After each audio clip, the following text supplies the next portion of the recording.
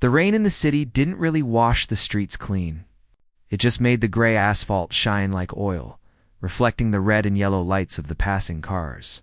It was a cold, wet Tuesday night, the kind of night that makes you want to stay under a warm blanket with a cup of tea. But for Lily, staying inside wasn't an option. Lily was 32 years old, tired, and her feet hurt. She worked as a home health nurse, a job that was equal parts medical care and cleaning up messes that other people didn't want to touch. She had just finished a long shift at a crowded hospital downtown. But before she could go home and crash, she had one more stop to make. It was the rich people's stop. She climbed onto the bus, her waterproof boots squelching slightly on the rubber floor. The bus was crowded with other tired students with heavy backpacks, men in work uniforms, and shoppers carrying bags of groceries. Lily found an empty seat near the back and stared out the window. Her reflection looked back at her hair, pulled back tight in a bun, dark circles under her eyes, and a face that looked older than it actually was.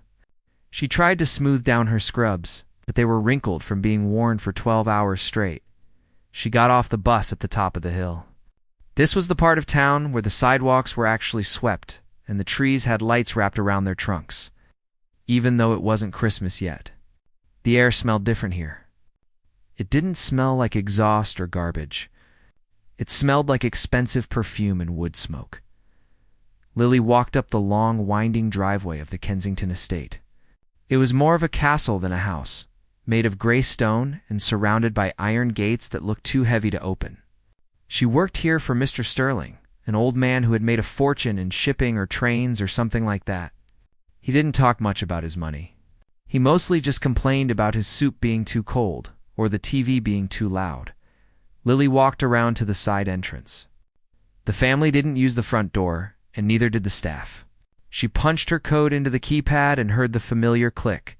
The warm air of the house hit her face, carrying the scent of lemon polish and old books. It was always quiet in the house, silence that felt heavy and watchful. She put her bag down in the laundry room and washed her hands. The water was hot, and she let it run for a long time, trying to warm up her fingers. She looked at herself in the small mirror over the sink. She looked so tired. She thought about the rent that was due, the phone bill she couldn't pay, and the student loans that hung over her head like a dark cloud. Sometimes it felt like she was running on a treadmill, running as fast as she could but not actually getting anywhere. "Okay, Lily," she whispered to herself. "Just do the checkup, give the meds, and then you can go home." She grabbed her medical bag and walked down the long hallway towards the drawing room. The floors were marble, and her shoes made a clicking sound that echoed. There was expensive art on the walls, paintings of boats and horses that probably cost more than she made in a year. She didn't look at them anymore. When she first started working here, she used to stare at everything, amazed by the luxury. Now, she just walked past it. It was just background noise. Usually Mr. Sterling was in his bedroom or sitting in his favorite armchair watching the news. Lily would check his temperature, listen to his heart, make sure he had taken his pills, and maybe fix him a snack. He was usually grumpy, treating her like she was part of the furniture. He rarely even looked at her face. But as she got closer to the drawing room, she realized something was different. The big double doors were open wide. Usually they were shut tight to keep the heat in. She slowed her pace. She could hear the grandfather clock ticking in the hallway *tick. Tock, tick, tock, *. But there was no sound from the TV. She peeked her head around the doorframe. The room was huge, with a ceiling that was 2 stories high. There was a big fireplace at one end, but the fire was just a low glow. And there, in the middle of the room, sat Mr. Sterling. He wasn't in his armchair. He was sitting on a bench in front of a sleek black grand piano. Lily paused. She had never seen him near the piano before.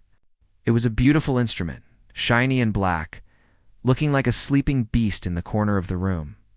It looked brand new, but Lily knew it was an antique. Mr. Sterling was hunched over, his back to the door. He looked smaller than usual. His shoulders were slumped, and his head was bowed. He looked very old and very lonely. Lily felt a sudden urge to leave. She felt like she was intruding on a private moment. She should just back away and come back in 10 minutes. but she needed to get her work done so she could go home. She took a deep breath and stepped into the room. "Mr. Sterling," she said softly. "It's Lily. I'm here for your evening checkup." The old man didn't turn around. He didn't move. He just kept looking down at the piano keys. Lily walked a little closer. Her footsteps were quiet on the thick rug. "Sir?" she tried again. "Is everything okay?" Mr. Sterling slowly turned his head. The room was dimly lit, just by the fire and a small lamp on a table. But even in the low light, Lily could see his face. He looked pale. His eyes, usually sharp and critical, looked glassy and unfocused. His breathing sounded heavy and raspy. He looked at her, really looked at her, for the first time in months. He didn't see a nurse in scrubs. He saw someone. His gaze drifted from her face down to her hands. Lily was holding her clipboard. Her hands were rough and red from the cold, from washing them 100 times a day, from scrubbing floors and beds. "You have hands," he said. His voice was raspy, like dry leaves blowing across pavement. Lily blinked, confused. She looked down at her own hands. Yes, sir. I suppose everyone does." "No," he said. He turned his body fully on the bench to face her. "You have pianist hands." Lily let out a small, nervous laugh. She looked at her short, chipped fingernails. Her knuckles were red. "Oh, no, sir. You're mistaken. I don't play. I've never played. I just clean things and take care of people." Mr. Sterling didn't smile. He stared at her with an intensity that made her uncomfortable. He pointed a trembling finger at the empty space on the bench next to him. "Sit," he commanded. Lily stood frozen. She felt the blood drain from her face. She looked at the bench, then at the exit, then back at him. "Mr. Sterling, really? I need to check your vitals. The hospital requires it. I have to document your blood pressure." And I said, "Sit," he interrupted. He slammed his cane down on the floor. Bang! The sound was like a gunshot in the quiet room. Lily flinched, taking a step back. Her heart started beating very fast. This wasn't the grumpy old man she was used to. There was something else in his voice now. Something desperate, something commanding. He was a man who had spent his life ordering people around, bending the world to his will, and he wasn't used to hearing the word no. "I pay for your time," he said, his voice shaking with effort. "And right now, I am not paying you to take my blood pressure. I am paying you to sit." Lily felt a wave of panic wash over her. She couldn't afford to lose this job. The money from this one client paid for her groceries and her bus pass. If he fired her for being insubordinate, she didn't know what she would do. She looked at the piano keys. They were black and white, staring back at her like teeth. She slowly walked toward the bench. Her legs felt heavy, like they were made of lead. She could feel her heart hammering against her ribs, hard and fast. She wasn't just afraid of losing her job. As she got closer to the instrument, a strange, heavy feeling settled in her stomach. It was a feeling she hadn't felt in a long time. It was grief. She walked around the bench and sat down. The leather was cold and smooth. It squeaked slightly under her weight. She sat stiffly, her back straight, her hands clutching her medical bag against her chest. "Put the bag down," Mr. Sterling said. Lily hesitated, then dropped the bag onto the floor. It landed with a heavy thud. Now her hands were empty. She rested them on her lap, twisting her fingers together. "Put them on the keys," he ordered. Lily swallowed hard. Her throat felt dry. "Sir, please. I don't know how. I'm going to make a fool of myself. I'm going to mess up your nice piano. Just do it," he whispered. Lily slowly lifted her hands from her lap. They were trembling. She held them over the keys, her fingers hovering in the air. She looked at the white keys, then at the black ones. They were arranged in a pattern that made sense, mathematically, but emotionally. It felt like a cliff she was about to fall off. She was terrified. She was terrified of the old man, terrified of losing her job, and terrified of the strange feeling rising in her chest. She felt like she was standing on the edge of a very tall building. She looked down at her trembling hands. They looked so small and pale against the shiny black wood. She took a shaky breath and let her hands drop. Her fingertips touched the cool ivory. play," he said. The silence in the room was heavy, like a thick blanket that made it hard to breathe. Lily sat on the cold leather bench, her hands hovering over the black and white keys. She could feel Mr. Sterling's eyes burning into the side of her face. He wasn't looking at the piano. He was staring right at her, waiting. Outside, the rain beat against the tall glass windows, sounding like fingers tapping, trying to get in. Lily's heart was beating so hard she could hear it thumping in her ears. Thump thump. Thump thump. It felt like a bird trapped in a cage, desperate to get out. She wanted to stand up. She wanted to grab her medical bag and run out of the room, down the long hallway, and out into the rainy night. She wanted to go back to her small, messy apartment where nobody told her what to do. But she couldn't. She needed this job. She needed the money to pay the electric bill and buy food. "I really can't do this, sir," Lily stammered. Her voice sounded small and shaky, nothing like the professional voice she used at the hospital. She pulled her hands back and clenched them in her lap, twisting her fingers together. "I'll mess it up. I'll ruin your piano. It's a beautiful instrument, and I don't know how to play. I barely passed music class in high school. I only know chopsticks, and I play that badly." Mr. Sterling didn't blink. His face was stern, the face of a man who had spent 50 years in boardrooms commanding thousands of people. He wasn't used to being argued with.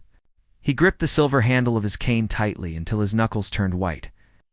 "I did not ask you for a history of your grades," he said, his voice low and rough. "I told you to play. You are a nurse. You have discipline. You have dexterity. You use your hands to save lives, to thread needles, to clean wounds.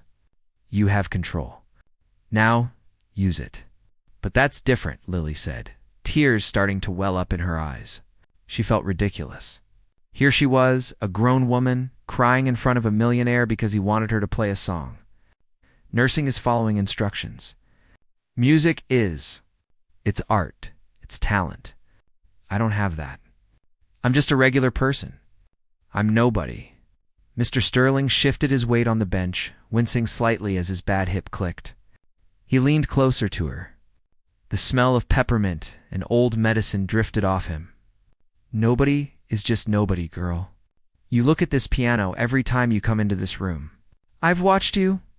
You walk past it, and your head turns. You slow down. Your eyes get soft.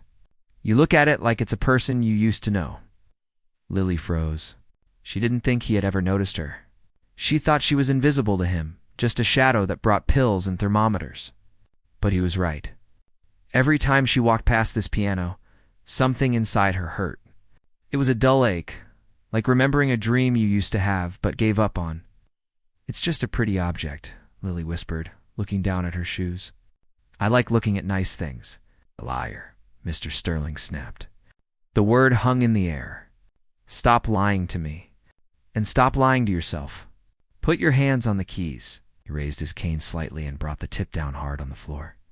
Bang! The sound made Lily jump. It wasn't a violent movement, but it was final. It was a judge hitting a gavel. There was no more room for arguing. "Okay," Lily breathed out, her voice trembling. "Okay, I'll try. But please don't get mad. Please don't fire me if it sounds awful." "I won't fire you," he said, his voice softening just a fraction. "Just play." Slowly, painfully slowly, Lily lifted her hands from her lap. They felt heavy, like they were made of lead. She stretched out her fingers. They were short and stubby, not long and elegant, like the pianists she saw on television. Her nails were cut short because long nails got in the way of work. There was a small band-aid on her right, index finger from where she had cut it, opening a can of soup yesterday. She lowered her hands toward the keyboard. The ivory keys looked like teeth waiting to bite her. Her hands were shaking so much that she couldn't line them up straight. She was terrified, not just of the old man, but of the music itself. She felt like opening the lid to a box of monsters. She touched the keys. Just a light touch. Middle C, it felt cool and smooth under her fingertip. She pressed down. A single clear note rang out in the large room. Cling. The sound was bright and pure. It hung in the air for a long time before fading away. It wasn't a terrible sound. It was actually a beautiful sound. But to Lily, it felt like an accusation. It sounded perfect, and she felt imperfect. "That's it?" Mr. Sterling asked. "One note." "I don't know what else to do," Lily said, panic rising in her chest. "I don't know any songs." "You don't need a song," Mr. Sterling said. He reached over with his own trembling hand. His hand was spotted with age and twisted by arthritis, but he moved it with purpose.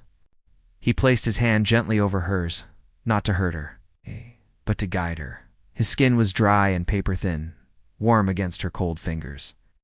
"Music isn't just about reading dots on a page," he whispered. "It's about feeling. It's about what's inside you trying to get out. You have a lot of things inside you, Lily. I can see it in your eyes. You are tired. You are sad. You are angry that life is hard. Put that into the keys." "I don't know how," she cried, a single tear sliding down her cheek and dripping onto her hand. "Let go," he commanded softly. "Stop trying to be a nurse. Stop trying to be polite. Just let your hands go." He lifted his hand off hers, leaving her hovering over the keys again. Lily took a deep, shuddering breath. She closed her eyes. She couldn't look at the keys anymore. She couldn't look at Mr. Sterling. She just sat there in the darkness of her own mind. She thought about the cold bus ride. She thought about the rent check that bounced last month. She thought about the patient she lost last week, a little girl who never woke up. She thought about the years of working double shifts, of eating fast food in her car, of never having enough time to just sit and breathe. All that heaviness, all that tiredness pooled in her shoulders. It traveled down her arms. It flowed into her wrists. Her fingers moved. It wasn't a conscious decision. It was like a sneeze or a reflex. She didn't press down firmly. She just let her weight fall.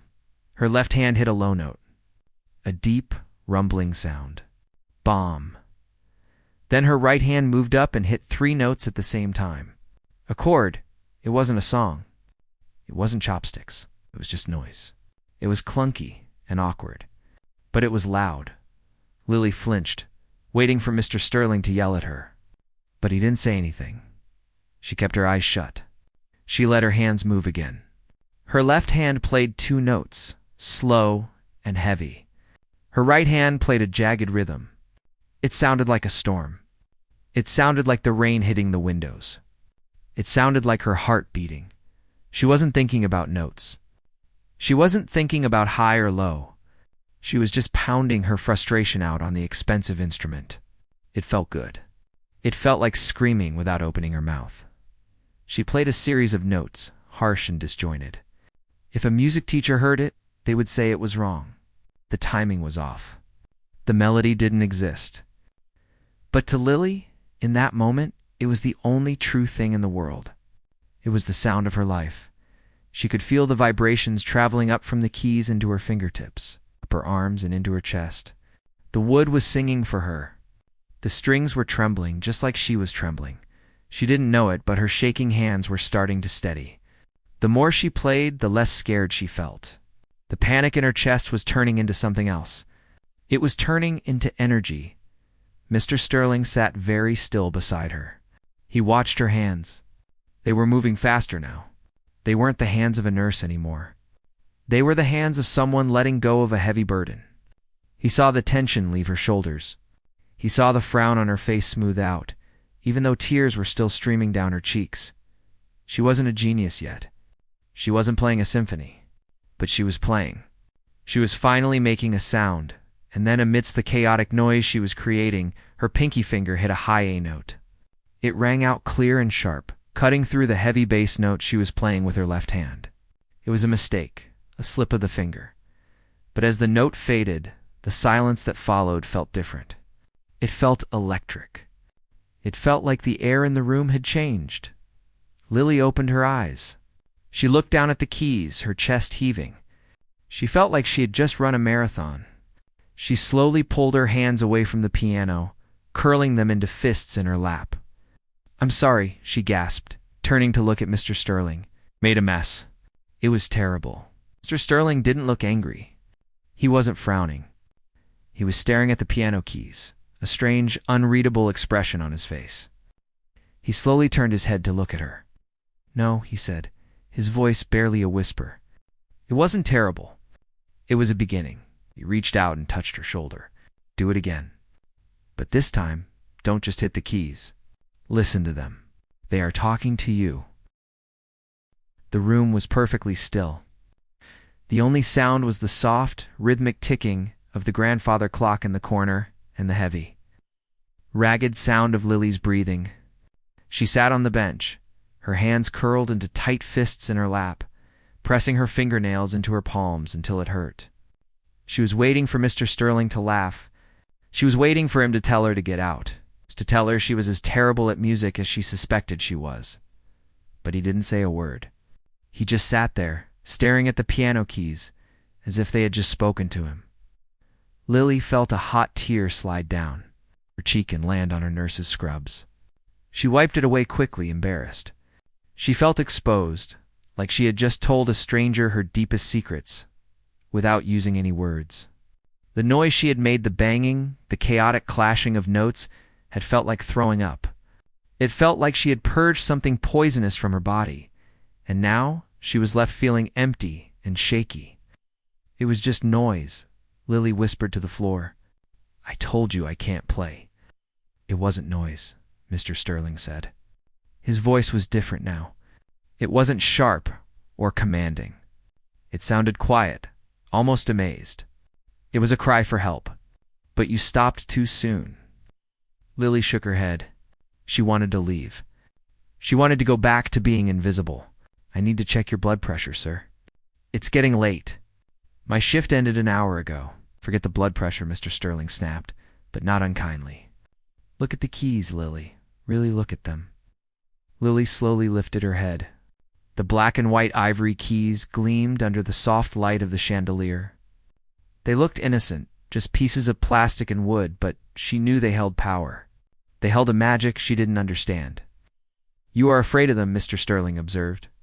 He shifted his weight, leaning closer to her. "Why?" "Because I don't know them," Lily said honestly. "I know how to clean a wound. I know how to start an IV. Those things make sense. Cause and effect. But music, it's a mystery. If I touch them, I might make a fool of myself. I might break something." "You cannot break a piano by playing it," Mr. Sterling said. "You can only break the silence." He reached out his own hand. It was trembling badly now, the age spots dark against his pale skin. He hovered his hand over the lower end of the keyboard, the bass notes. "Close your eyes," he commanded gently. Lily hesitated, then obeyed. She squeezed her eyes shut, sealing out the fancy room, the old man, and her own fear. She was back in the dark. "Now," Mr. Sterling said, "don't think about notes. Don't think about songs. Think about the rain. Think about how it sounds hitting your window at night when you can't sleep." Lily listened. In her mind, she heard the rain. Tap, tap, drizzle, splat. "Find that sound," he whispered. Lily's left hand moved without her telling it to. She didn't think about which key was C or which key was G. She just let her hand drop onto the keys. Her thumb hit a note. Then her index finger hit another one, not far away. Asterisk, ping. Asterisk, it wasn't a chord. It was just two separate notes. But they sounded like raindrops. They sounded lonely, Lily gasped. Her eyes flew open. She looked at her hand as if it belonged to someone else. "Do it again," Mr. Sterling said. "And keep going. Don't stop." Lily took a deep breath. She placed her hand back on the keys. She closed her eyes again. She pictured the gray sky, the endless traffic, the feeling of being small in a big city. She played the two notes again. Ping. Pling. Then she felt a pull. Her middle finger wanted to move. It reached down to a black key. She pressed it. The sound was sharper, a piercing little tone that cut through the air. It sounded like a car horn or a shout. Lily stopped. That sounded wrong. "No," Mr. Sterling said firmly. It sounded real. "Keep going." She started to play a rhythm. It wasn't a song she had heard on the radio. It was jagged and uneven. It was a pattern of low thumps and high, sharp ticks. It sounded like a nervous heartbeat. Her hands were still shaking, but the shaking wasn't from fear anymore. It was from effort. She was trying to pull something out of the air. She was trying to give shape to the invisible weight she carried on her shoulders every day. She played faster. The low notes in her left hand started to get heavier, rolling like thunder. The high notes in her right hand became frantic like running footsteps. She forgot about Mr. Sterling sitting next to her. She forgot she was in a mansion. She wasn't a nurse anymore. She wasn't a tired woman with bills to pay. She was a force of nature. She was the storm outside. Her fingers started to ache. She was pressing down too hard, attacking the keys like they had personally offended her. The piano was roaring now, a mix of low rumbles and high cries. It was messy. It was chaotic. But it was alive. Suddenly her right hand slipped. Her pinky finger skidded across the white keys, hitting 4 notes in a row in a blur. Whoosh. It was a mistake. A terrible, sloppy mistake. Lily slammed her hands down on her lap and opened her eyes, panting for air. I messed it up. She cried out, I ruined it. I'm sorry. She turned to Mr. Sterling, expecting to see him looking annoyed, but he wasn't annoyed. He was smiling. It was a very faint smile, barely turning up the corners of his mouth, but his eyes were bright. He looked like a man who had just found water in a desert. Listen, he said. Listen to what? Lily asked, confused. I stopped. Listen to the room, he said. Lily stopped breathing for a second and listened. The piano strings were vibrating, humming in the air. The sound of her mistake, that messy slide of the hand, was still hanging there, fading away slowly like smoke. It wasn't a bad sound. It sounded like a sigh of relief. That was music, Mr. Sterling said softly. He reached out and covered her hands with his. His palms were warm and dry. You didn't mess it up, Lily. You let go. That was you. That wasn't some boring song from a book. That was your anger, your tiredness, your fight. You put it all into the wood and the strings. Lily looked down at his hands covering hers. She felt a strange sensation in her chest. It was a warmth that had nothing to do with the room temperature. For the first time in years, she didn't feel invisible. I don't understand, Lily whispered. I wasn't trying to play a song. That is why it was good, Mr. Sterling said. Most people play with their brains. They think about the math, the timing. They play correctly. But you just played with your guts. You have a fire in you, girl? It's been burning for a long time, hasn't it? Lily felt her eyes fill up with tears again. She nodded slowly. She couldn't speak. If she spoke, she would start sobbing. I know that fire, Mr. Sterling said. I used to have it. Before I had all this, he gestured vaguely around the big, empty room. Before I got old and rich and lonely, I used to play like that too, once. Lily looked at him with wide eyes. You played? I was going to be a concert pianist, Mr. Sterling said. A long time ago? Before the war? Before the business? But life happened. I got scared too. I chose a safe path. And now I have everything money can buy. But I sit here listening to the rain because I forgot how to make the music stop. He squeezed her hands tight. But you haven't forgotten. You just buried it. And tonight, you dug it up. Mr. Sterling let go of her hands and slowly stood up. It took him a moment. He groaned as his knees cracked, leaning heavily on his cane. He stood over her, looking down at the top of her head. Don't stop, he said, his voice raspy but strong. Don't go back to being just the invisible girl who cleans up messes. You have something to say. Say it with your hands. Lily sat there for a long time after he walked out of the room. She heard his cane tapping on the marble floor as he went down the hall to his bedroom. Then the house was silent again. She looked at her hands. They were red and marked from the pressure of the keys, but they didn't look like clumsy workers' hands anymore. They looked capable. She slowly placed her fingers back on the keyboard. She didn't hit the keys this time. She just rested them there. She could feel the vibration of the strings, faint and ghostly, lingering beneath her fingertips. It felt like a heartbeat. The fear was still there, hiding in the back of her mind, but the terror was gone. In its place was a tiny, flickering light of curiosity. She wondered what else was hiding inside her, waiting to get out. She pressed down on a single key.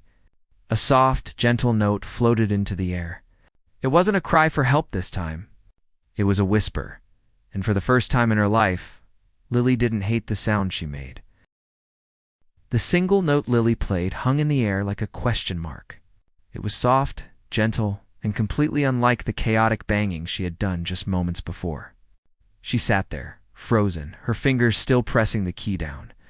She expected the sound to die away quickly, leaving her in the awkward silence again. But the piano was a fine instrument built to hold a note, and the sound seemed to wrap around her. She lifted her finger, and the silence returned. But it wasn't the same silence as before. The room felt different.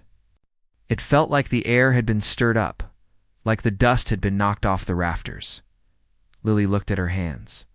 They were resting on the white keys, looking natural, like they belonged there. The trembling in her fingers was gone. It had been replaced by a steady hum, a vibration that seemed to run from her fingertips all the way up to her shoulders. She didn't know what happened next. She didn't plan it. It was like her hands suddenly remembered a language she had forgotten she spoke. Her left hand moved down to the lower end of the keyboard. It found a group of 3 black keys and pressed them. Clump. It was a dark, moody sound. Her right hand drifted up high and played 2 white notes. Ding dash ding da da wah. It was a contrast. Dark and light. Low and high. Sad and hopeful. She played the low notes again. A little slower this time. Clump. And the high notes answered. Ding dash again. She wasn't playing a song she knew. She was building something. It felt like she was stacking stones, building a wall to keep the world out. Or maybe a bridge to let someone in. Then her right hand did something strange. It didn't just hit 2 notes. It swept across 3 keys in a row, very fast. Barriering, the sound cascaded down like water falling over rocks. Lily gasped. The sound was beautiful. It wasn't a mistake. It was a run. A fast, sparkling run that sounded like magic. Her eyes widened. She stared at her fingers. Did I do that? She thought, how did I do that? She tried it again. Her hand hesitated for a split second, afraid it wouldn't work a second time. But her fingers knew what to do. They swept across the keys again. Burr, our ring, it worked. It was cleaner this time. Sharper. A small smile tugged at the corner of Lily's mouth. It felt weird to smile. Her face felt stiff from all the frowning and worrying she usually did. But the smile grew. She started to play faster. The low notes in her left hand became a heartbeat, a steady thumping rhythm. Thump, thump. The high notes danced on top of it, jumping around like sunlight on the ocean. She wasn't thinking about her rent. She wasn't thinking about the dirty dishes in her sink. She wasn't thinking about the angry patients at the hospital. Her mind was completely empty of all that noise. The only thing in her head was the music. The music was taking over. It felt like a living thing. It was pulling her along, telling her where to go. It felt dangerous, like riding a bicycle downhill with no brakes, but she didn't want to stop. Suddenly, the mood changed. Her hands found the middle of the piano. She played a series of chords, big and full. Bang, bang, bang. The sound was angry. It was fierce. Lily thought about the years she spent working herself to the bone. She thought about the people who looked down on her because she wore scrubs. She thought about the loneliness of her apartment. She slammed her hands into the keys, playing louder. The music swelled. It was like a storm was raging inside the piano. The sound filled the huge room, bouncing off the paintings and the velvet curtains. She was pouring her soul into the instrument. Every disappointment, every secret tear. Every night she cried herself to sleep, it was all coming out through her fingertips. It was a roar of defiance. Listen to me. The music seemed to scream, I am here. I matter. Her fingers were flying now. They were a blur. She was playing complicated patterns, intricate weaves of melody that she didn't know she was capable of. Her left hand was jumping from bass note to bass note, while her right hand spun intricate spider webs of sound. She felt powerful. She felt like a giant dot. And then, just as suddenly as the storm started, it broke. Her hands slowed down. The loud chords became soft whispers. The angry rhythm turned into a gentle swaying. The music became sad again, but a beautiful kind of sad. It was like looking at an old photograph of someone you miss. Her fingers caressed the keys, barely touching them, drawing out the softest, most delicate notes the piano could make. The sound was so thin and pure it felt like it might float up to the ceiling and disappear. Lily closed her eyes. She was no longer in the mansion. She was floating in a dark, warm ocean. The waves of music were rocking her gently. She didn't want it to end. She wanted to stay in this place forever, where the only thing that mattered was the next note, the next chord. In this place, she wasn't poor. She wasn't tired. She was free. Her hands moved to the final notes. She played a slow, descending line, stepping down the scale. Each note lower and softer than the one before. Ding, ling, dung, bong. She reached the bottom. Her left hand played one last, deep, resonant chord. She held it down, pressing the key into the wood, letting the vibration sing through her arms, and then silence. Lily sat there, holding that final chord, her body rigid. She didn't move. She was afraid that if she let go of the key, the magic would vanish, and she would just be Lily the nurse again. Slowly the sound faded away. The strings stopped vibrating. The room was quiet again. Lily opened her eyes. She was breathing hard, gasping for air like she had just run a sprint. Her heart was pounding in her chest. Sweat beaded on her forehead. She pulled her hands away from the piano and stared at them. They were trembling again, but not from fear. They were trembling from the effort. She looked around the room. The furniture looked the same. The paintings were the same, but everything felt different. The colors seemed brighter. The air felt lighter. It was like she had been seeing the world in black and white her whole life. Someone had just turned on the color. "Oh my God," she whispered. Her voice sounded shaky. "Oh my God." She hadn't just made noise. She had played music. Real music. She had felt something wake up inside her, a beast that had been sleeping for a long, long time. And now it was awake, and it was hungry. She looked at the piano with new respect. It wasn't just a piece of furniture anymore. It was a friend. It was a confidant. It was the only thing in the world that knew exactly who she was. Then, sound from the doorway made her jump. Clap, clap, clap. Lily spun around on the bench. Standing in the shadows was Mr. Sterling. He was leaning heavily on his cane, watching her. He had a look on his face that Lily had never seen before. His eyes were wet, shining in the dim light. There were tears actually streaming down his wrinkled cheeks. Lily felt a wave of embarrassment wash over her. She hadn't realized he had come back. "I'm sorry," she stammered, wiping her sweaty hands on her scrubs. "I didn't mean to get carried away." "I know it was loud." Mr. Sterling didn't say anything. He just kept clapping slowly. He walked into the room, his cane tapping on the floor. "Don't you dare apologize," he said. His voice was thick with emotion. "That was the most beautiful thing I have heard in this house in 30 years. I don't even know what I played. It just happened." "Didn't just happen," Mr. Sterling said, walking up to the piano. He reached out and touched the glossy wood. "It was you. You let the genius out." Lily looked down at her lap. "I'm not a genius, sir. I'm just a nurse." "You are a nurse," Mr. Sterling said. "But you are also a musician. You can't be one without the other. The music came from your heart, Lily. It came from your kindness and your pain. That is why it was beautiful." He reached into his jacket pocket. Lily thought he was going to take out a handkerchief to wipe his eyes, but instead he pulled out a set of keys. They were old brass keys, heavy and ornate. He held them out to her. "Take them," he said. Lily looked at the keys, then up at him. "What are they for?" "There is a building downtown," Mr. Sterling said. "Old Sterling Hall. It used to be a bank, but I bought it years ago. The basement has been turned into a practice studio. It has a concert hall. It has a piano just like this one. Better, actually. He pressed the keys into Lily's hand. They were cold and heavy. It's usually locked up, he said. Nobody uses it, but it belongs to you now. Lily's mouth fell open. Sir, I don't understand. You come here every night, Mr. Sterling said. Not to clean. Not to work. You come here to play. You go to that building whenever you want.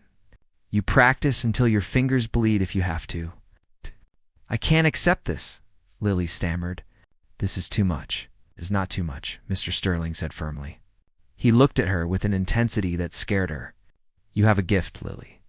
A gift that was given to you for a reason. If you waste it cleaning bedpans for the rest of your life, it would be a crime. Not just against you, but against the world. He looked back at the piano. I used to have a gift once, but I was scared. I chose the safe money. I have everything I ever wanted, but I am miserable. Don't be like me. Ow. Lily looked at the keys in her hand. They felt heavy, like they weighed 100 pounds.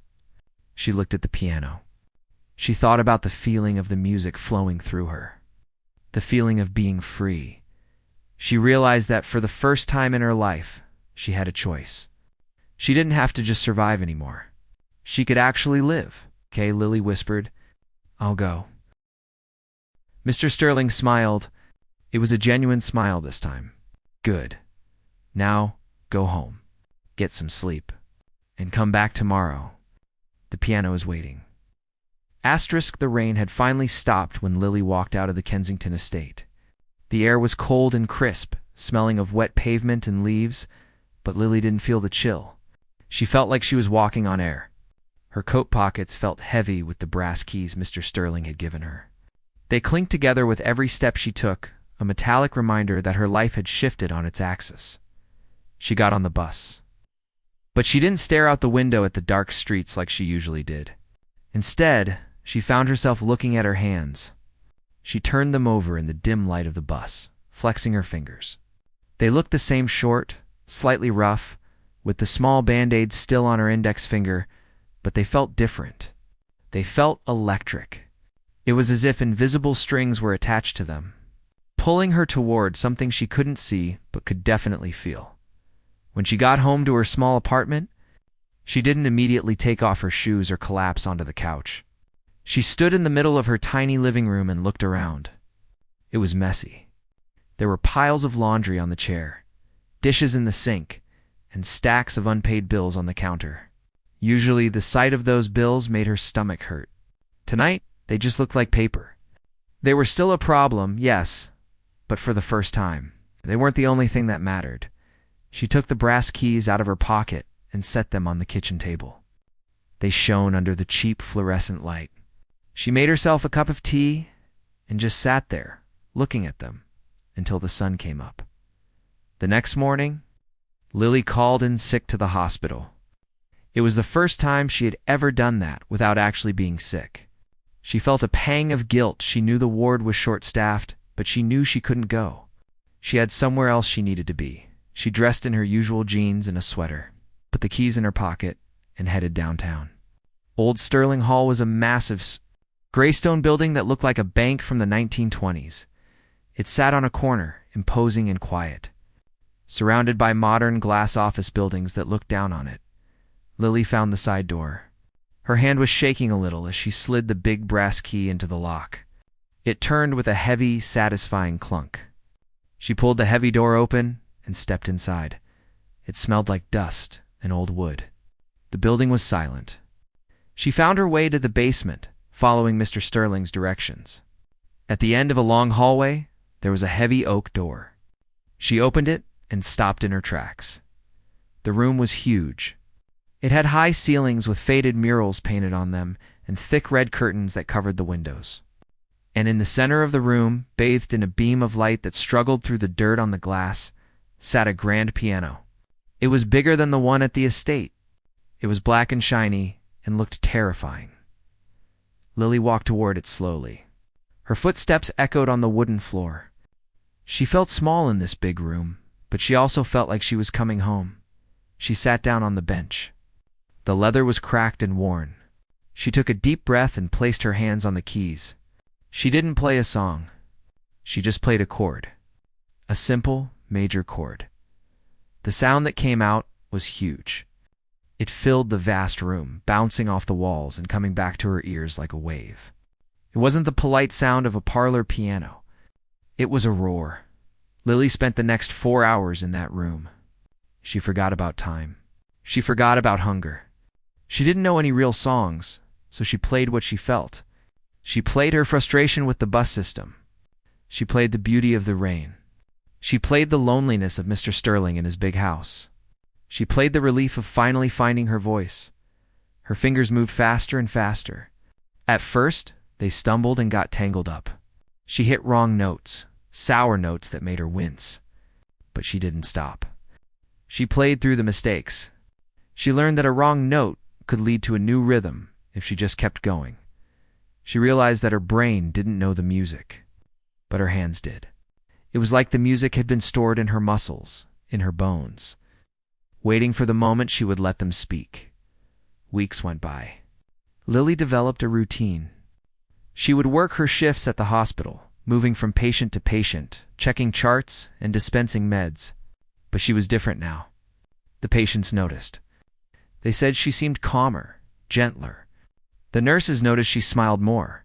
She didn't snap when the cafeteria ran out of coffee.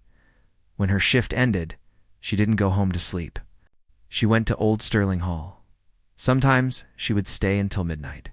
Sometimes she would stay until a YM Mr. Sterling came to listen once. He didn't tell her he was coming. She just looked up in the middle of a complicated, stormy piece and saw him sitting in a folding chair in the back corner. He had a blanket over his legs. He didn't say anything. He just listened with his eyes closed, a faint smile on his face. When she finished, he clapped his hands softly, his cane tapping against the floor. Then he left, letting her have her space. Then came the night of the winter recital. It wasn't a fancy event. It was just an open house for the local music school to show off their students. Mr. Sterling had insisted she sign up. He had told her, "You cannot hide in the basement forever. The light needs to see you." Lily was terrified. She stood behind the heavy velvet curtain in the small concert hall attached to the music school, peeking out at the audience. There were maybe 50 people, their parents, siblings, a few teachers. They were chatting and drinking punch. To Lily, it looked like a crowd of thousands. She looked down at her dress. It was a simple black dress she had found at a thrift store. It wasn't a gown, but it was the best thing she owned. She felt like an imposter. What was she doing here? She was a nurse who played by ear, not a trained musician. The kid before her had played a perfect Mozart sonata. What if she went up there and forgot everything? What if her hands shook again? "It's time," a whispered voice said. Lily jumped. It was Mr. Sterling. He was standing behind her, leaning heavily on his cane. He looked frail, but his eyes were sharp. "I can't do this," Lily whispered, her voice trembling. "Look at them. They know about music. I don't. I just bang on the keys." Mr. Sterling reached out and took her hand. His grip was surprisingly strong. "You don't play to please them, Lily. You play to tell the truth. And the truth is never boring. Remember how you felt that first night in my house? Remember the storm?" Lily nodded. "I remember." "Go find the storm again," he said. He gave her hand a squeeze and let go. The announcer called her name. "Next, we have Lily." Lily took a deep breath. She walked out from behind the curtain. The stage lights blinded her for a second. She walked to the piano in the center of the stage. The bench was adjusted. The music stand was empty. She didn't use sheet music. She sat down. The room went quiet. 50 faces looked at her. Some were bored. Some were curious. Lily looked at the keys. They were white and black, just like always. She closed her eyes for a second. She thought about the long bus rides. She thought about the empty refrigerator. She thought about the pain of the patients she couldn't save. She let all that heaviness fill her up. Then she put her hands on the keys and began. She didn't start soft. She started with a bang. A deep, resonant crash that made people in the front row jump. She played with a ferocity that startled the room. This wasn't a polite recital piece. It was raw. It was gritty. She played a rhythm that sounded like the heartbeat of a city.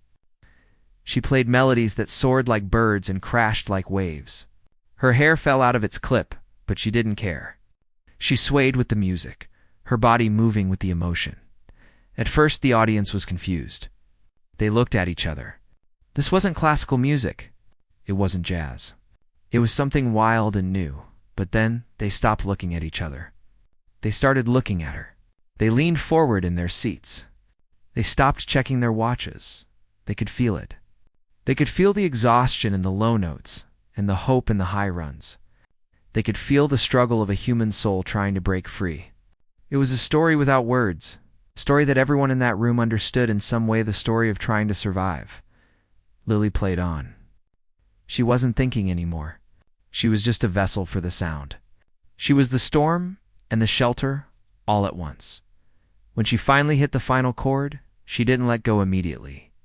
She held it, letting the sound ring out, filling the hall, vibrating in everyone's chests. Then, she lifted her hands. There was a second of silence. Just 1 second.